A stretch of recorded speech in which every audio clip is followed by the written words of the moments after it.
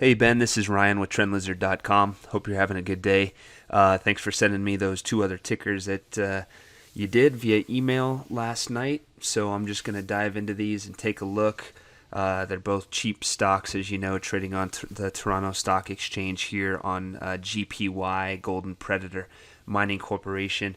A very interesting stock. I had to look at it a few different ways just to get a better bearing on what's going on here. So I'm just going to run you through my whole entire thought process and see what we can come up with at the end of it all. So it was incepted in 2008.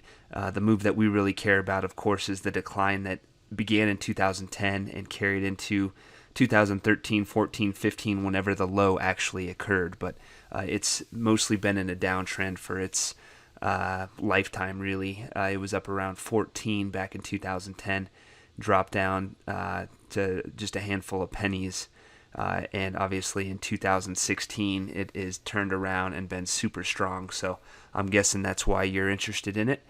The decline from 2010 to 2014 or 13 is where I have the actual low occurring. Looks like a big trendy move. If the low did occur in 2013, this recovery actually looks like a big counter trend move to me. So that to me is a little bit of a concern as far as making this a buying opportunity, but that's not the whole story. At the moment, there's no reason to think that this is a new uptrend. However, that doesn't mean it can't continue a lot higher before it's done. So, I mean, I guess as far as trading goes, that's really what you're concerned with. Personally, I prefer to try to find stocks or ETFs that look like they're in an actual trendy move. This one may be in a counter trend move, as you can see here. To me, it looks like the recovery actually started here, and it's been a counter trend move that just happens to be getting really strong at the moment.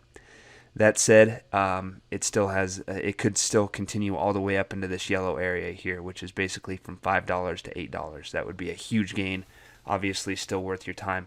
Now, it looks kind of weird to have a target area that's way up here, considering it almost looks like it's heading all the way back to where the decline began. And this is a little bit of an optical illusion.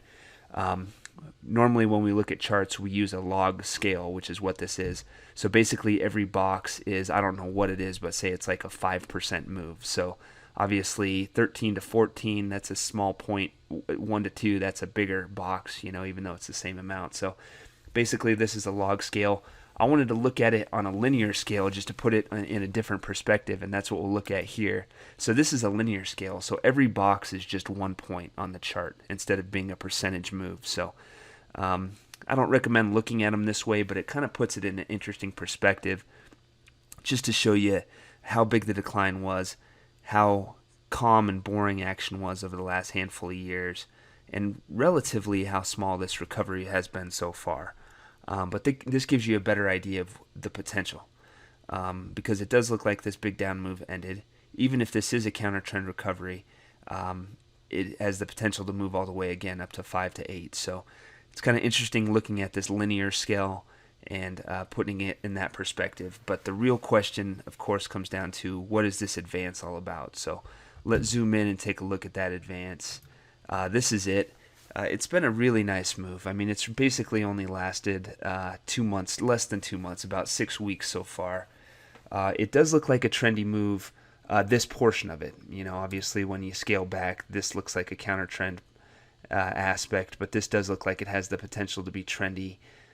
Doesn't mean the whole move is trendy, but it does maybe open the door for a larger advance. Now, as far as trading it is concerned, personally, I would very, very, very much want to see a larger pullback emerge before I would consider buying it. Just because, again, it looks more like a counter trend move than a trendy move. So the only way you can really get any kind of confidence in this move, from my view, is if you get some kind of pullback. That serves a couple purposes. Again, it would set up another up leg, but it would also give you a closer stop level to use. So say you just wanted to buy it today, the closest stop level you could really use is 45 cents, at 45 cents. So, I mean, that's pretty far away if you ask me. I don't think that I would want to take on that much risk on a move that very well may be a counter trend recovery. So you gain a lot of confidence if you get a nice counter trend choppy pullback. Might take a little while, a month or two, who knows. But if you get a pullback that stays above 45, and then turns back up, you can basically buy the breakout. Whether that's around 85, you can get a little bit more aggressive, maybe around 80 after the pullback occurs. And then it becomes a lot easier to put a stop on this thing that makes sense. You probably end up putting a stop around, I don't know, say you bought it at 80, you might have the stop at 65 or 70, depending on how big the pullback is. But again, overall, the potential is pretty strong. I mean, it can head all the way back up to 5 to 8, even as a counter trend recovery.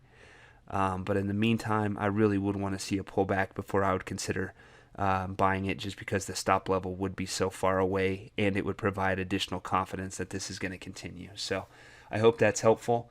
I will look at the other stock for you in just a moment. Thanks, Ben.